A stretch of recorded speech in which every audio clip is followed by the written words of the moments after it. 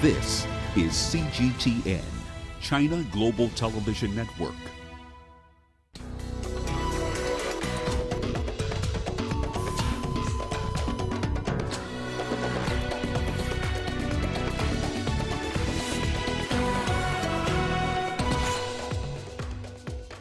At least 70 people killed in twin attacks in western Niger.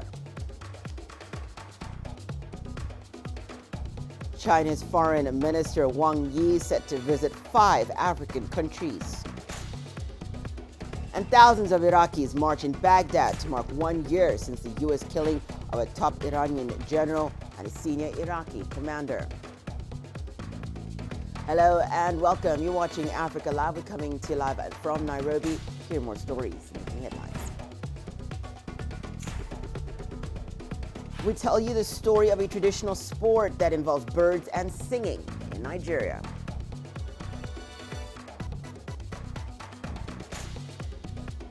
Well, at least 70 people killed in twin attacks in western Niger. Let's begin the bulletin in Niger, where gunmen are reported to have killed at least dozens of people in the western part of that country. At least 70 civilians have been reported dead in simultaneous attacks in 2 villages. Several other people were wounded. The attacks took place near the border zone with Mali, known to be a porous spot for the penetration of armed groups loyal to Al-Qaeda and Islamic State. However, it has not yet been established who is responsible for the latest incidents. Armed Islamist groups have increasingly launched attacks across the Sahel region in recent years, despite the presence of regional and foreign troops. Let's get more on this, more details on this from Gare Amadou. He's a journalist based in Niger's capital, Niamey. Thank you so much for joining us, Gare. What more details can you tell us about these attacks? What we know about what happened, yesterday, is that, gunmen, they crossed the border and came in 2 villages where they killed around 70 people. So at the first village, when they came, they killed 56 people. Then they moved to another village where they killed some, let's say 14 people. So it is around 70 people who were killed yesterday in a very, very sad attack of gunmen. We can say that they are terrorists. So what happened yesterday was very, very, very sad. And now all the people from Niger, they are mourning now. Thank you so much for that, Gare Amadou, a journalist based in Niger's capital, Niamey. Well, China's Foreign Minister Wang Yi will visit 5 African countries on his first overseas tour of the year. CGTN's Robert Nagila takes a look at the significance of Monday's visit and the outcomes expected. As has been the tradition over the past 3 decades, China's Foreign Minister Wang Yi is set to visit Africa for his first overseas tour of the year. This year's tour will see Wang Yi travel to Nigeria, the Democratic Republic of Congo, Botswana, Tanzania and Seychelles from January 4th to January 9th. The 6-day tour comes in the midst of the COVID-19 pandemic, in which China and Africa have partnered to fight coronavirus. Talks are expected to focus on deepening relations between China and African countries in the post-epidemic era. This visit is aimed at supporting African countries in economic recovery, the fight against the epidemic, and promoting joint development under the Belt and Road Initiative. Crucially, however, 2021 will also mark the final year of the implementation of the outcomes of the Forum on China-Africa Cooperation Beijing Summit. Foreign Minister Wang Yi is expected to push for the implementation of an important consensus reached by the Chinese and African leaders and the outcomes of the FOCAC Beijing Summit and the extraordinary China-Africa Summit on solidarity against COVID-19. The foreign minister's visits to Africa carry great significance. To better understand this, we spoke with Dr. Emmanuel Matambo. He is a research director at the University of Johannesburg Center for Africa-China Studies. What the Chinese Foreign Minister Wang Yi will be doing when he visits Africa this year will be a continuation of what China has been doing in the last 3 decades, because it has been carrying out these foreign policy visits, and the first continent to visit is Africa. So that is very important because China is reassuring Africa that Africa is still important in China despite the turbulent situation that has been obtaining in the international system. In 2021, China has to help, especially in terms of capacity, but of immediate importance, of course, will be the rolling out of the vaccines that Africa desperately needs. As schools reopen in several countries in Africa, the Kenyan government has announced the extension of the night curfew in a bid to limit the spread of COVID-19. In a presidential executive order announced by the country's Interior Cabinet Secretary, Kenya's President Uhuru Kenyatta said that the move was to ensure that children would go back to a safe school environment. The measures extended on Sunday include the closure of bars by 9 p.m. Kenya has also banned all forms of political gatherings, roadside rallies, and meetings for another 60 days. Funerals and weddings are the only exception, but with approval from authorities. They are limited to only 150 people. His Excellency the President has this morning issued an executive order extending some of the containment measures to ensure that the ecosystem within which our children are going back to school remains manageable and remains constant and safeguards the health of our children as he pledged in his New Year message. At the moment, the country is experiencing very, very low rates, positivity rates, below 5% over the last almost 7 days or so.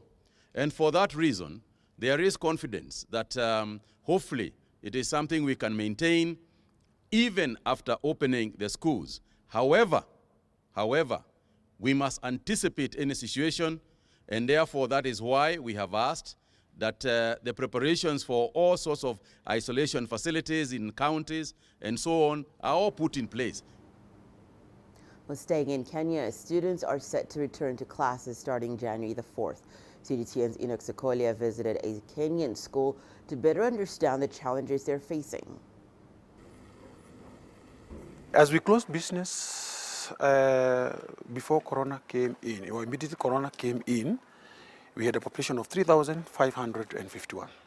And we're expecting that that number is likely to shoot up to around 4,000 or 4,000. And we have got like 39 private schools. Between 10 and 20 private schools have closed. They have closed down. They are not reopening. They are not reopening. And these schools are just next to our school. So where will these students come to? They will come here. Let's talk about how prepared you are to handle such a huge population of people. We have very many children, but less classrooms. So what we are going to do is that the block that is just next to us here is going to be used by grade 4 and standard 8. And these two classes, by the nature of their seriousness and the complexity of the handling of these two classes, these students will have to be here throughout the day. The whole school has 41 classrooms. We have a special class, we have an ECD class.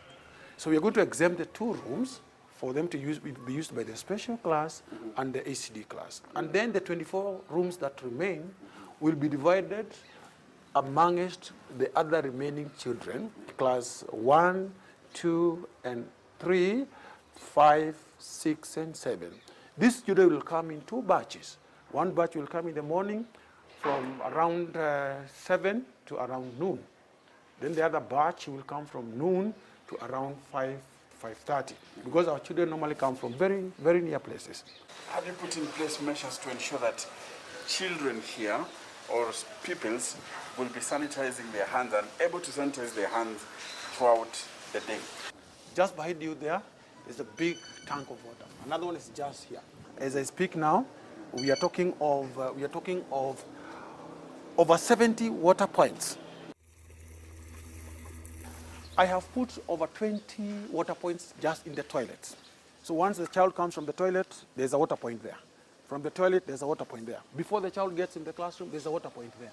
When they are playing, the 3 tanks that you see, there are water points all over. I want to take you to one of the classrooms and I exactly display the scenario that we expect on Monday. Now, when you look at this is one of our class 8s. We have 12 streams in standard 8. Now, this is a column. This column will have 5 desks. Then going this way, we will have... So let's see. How are you arranging here? Now, I'm arranging in such a way that, first of all, this is now the column, all right? Then I have another 5 desks here. The distance is, it has to be checked, a meter or so. 2. As opposed to the normal circumstances that they sit 3. So that one carries 10. Yes, 10. 10, 10, 10, 10. So 10 times 5, it will carry 50 learners. Now, normally in this class, it is used like around 70 pupils.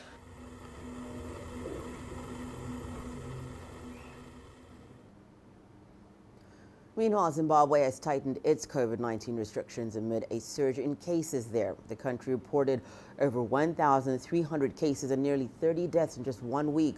It was the highest record to date. A nationwide curfew has been extended while gatherings have been banned and non-essential services ordered to close from Tuesday for a month. Intercity travel has also been prohibited. Only the purchase of food and medicines are permitted, as well as transporting the sick.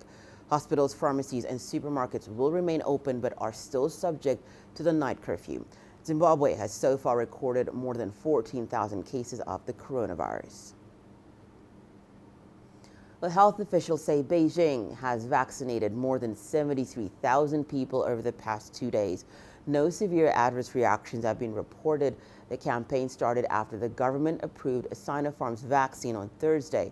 High-risk groups, including medical workers, were among the first to get vaccinated. Our reporter Yu Yang has more. Beijing's Chaoyang Museum of Urban Planning has been transformed into a temporary COVID-19 vaccination site.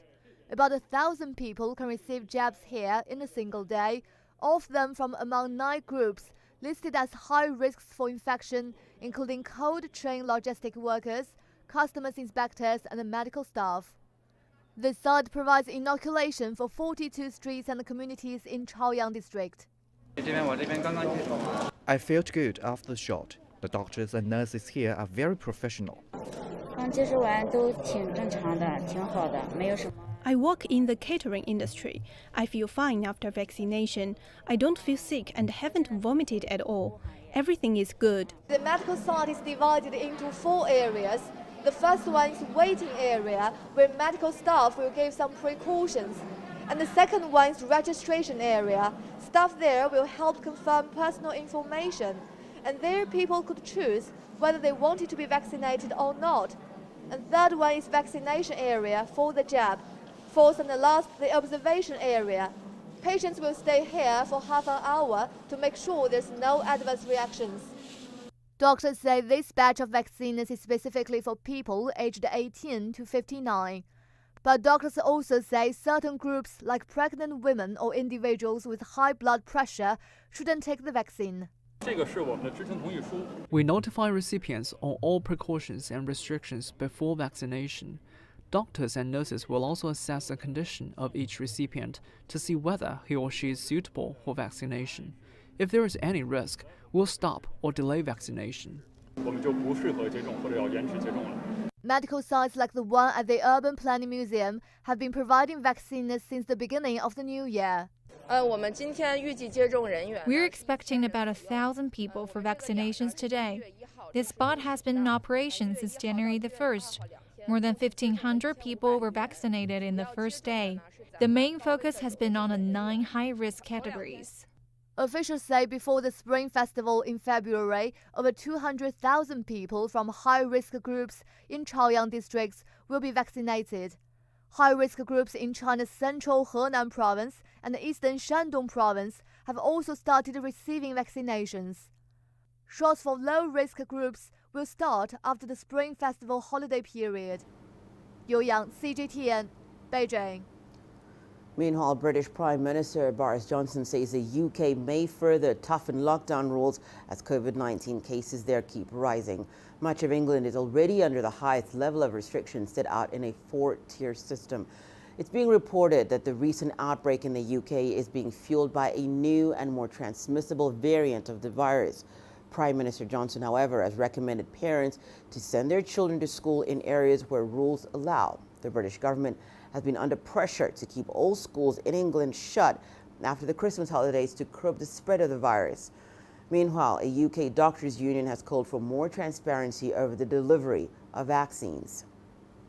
What we're lacking is transparency in when and where these vaccines will be delivered. We have suffered a shambles of vaccines being promised, cancelled, rearranged, first doses, second doses cancelled.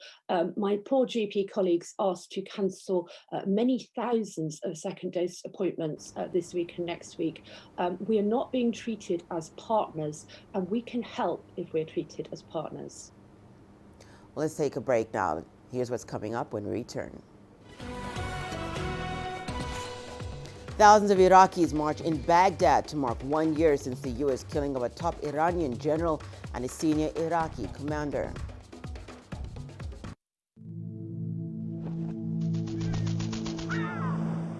How will your world change today? What happens here? What happens there? Or what you make happen for yourself. If it matters to you, it matters to us too. Your stories are the stories that need to be told.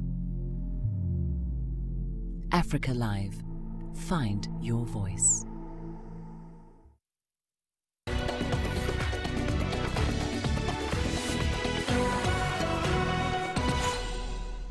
Welcome back. You're watching news making headlines right here on Africa Live. Well, thousands of Iraqis have marched in Baghdad to mark 1 year since the U.S. assassination of Iran's top general Qasem Soleimani and Iraqi commander Abu Mahdi al-Muhandis. A mock funeral procession was held Sunday where mourners marched on the highway toward Baghdad airport where a drone strike killed the two men. The death anniversary is also being marked in Iran and by supporters in other countries such as Syria, Lebanon, and Yemen. Iranians have also taken to the streets to pay tribute to the late general. They're also calling for revenge. Sarbaz Nasari tells us more from Tehran. Due to the pandemic prevention policies enforced these days, no mass rallies have been organized, but there were convoys of cars parading in some cities with Soleimani posters and demands for the government to avenge his blood. In the run-up to the anniversary, calls have been growing from the more conservative layers of the society for a revenge, which they believe has already been delayed. Hardline papers insist that some sort of actual retaliation has to be sorted out to avert possible future incidents. They've even come up with a list of 48 individuals whom they say were involved, and on top of that list is President Trump and Secretary of State Mike Pompeo. The incumbent Quds Force commander and Soleimani's successor has already warned that the revenge could even take place inside the United States against the perpetrators, and warnings of the sort have been pretty many these days. However, despite the harsh rhetoric, Tehran does not seem to be in a rush to implement it. The IRGC commander was asked yesterday about the timing and the nature of such a response, but he noted that there are certain circumstances for this, and we are not there yet. So even if such revenge is in the pipeline, Iranian officials seem to be holding it off until all calculations and calibrations are made with close precision these days. The governments of Zanzibar and Oman are opening investigations into the partial collapse of Beit al-Ajaib, or House of Wonders in Zanzibar, that killed 2 people and injured 4 others. Constructed in 1883 in Stone Town, Zanzibar, the building was named a UNESCO World Heritage Site in 2000 and attracts thousands of tourists annually from all over the world. CGTN's Isaac Lucando has more. A section of the majestic Beit al-Ajaib, or House of Wonders in Zanzibar, now lies in rubble. It was undergoing a $6 million renovation funded by the government of Oman when it collapsed on December the 25th. A probe into the reasons behind the incident is being launched. We have indeed lost a symbol of Zanzibar. Beit al-Ajaib is an icon. We cannot stay silent. We must make every effort to return it to its original condition. Located in the iconic Stone Town, it housed a museum showcasing the history and culture of Zanzibar. The probe will also look at other unsafe buildings in neighboring areas. Buildings that need to be shut down immediately are to be identified before they cause an accident. It is also important that we identify the residents in these areas to be moved right away before a catastrophe occurs. The House of Wonders is one of 6 palaces built by Bargash bin Said, the second Sultan of Zanzibar in 1883. It was named the House of Wonders because it was the first building in Zanzibar to have electricity and also the first building in East Africa to have an elevator. According to the Zanzibar Association of Tourism Investors, tourism on the island has been steadily increasing in the past 20 years. It peaked in 2019 with over 500,000 tourist arrivals, many of whom would come to see the House of Wonders. The collapse of this symbol of Zanzibar history will not just affect the scenery of Stone Town where it is located, but also the livelihoods of many locals who depend on tourism. About 100 kilometers away in the city of Dar es Salaam, the effects of the collapse of the House of Wonders are being felt. Zanzibar ikipoteza, Tanzania pia inakuwa imepoteza Tanzania bara. When Zanzibar loses, Tanzania also loses. As you know, most tourists go through Tanzania mainland on their way to Zanzibar. So I would like to see the government of Zanzibar restoring the building to its former glory for the benefit of the future generations so that they are able to learn the history of Zanzibar.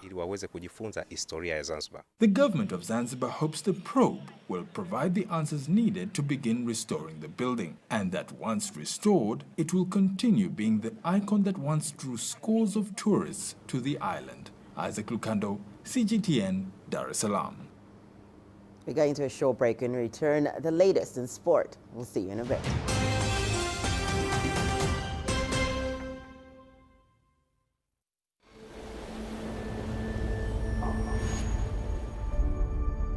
How would you create your legend?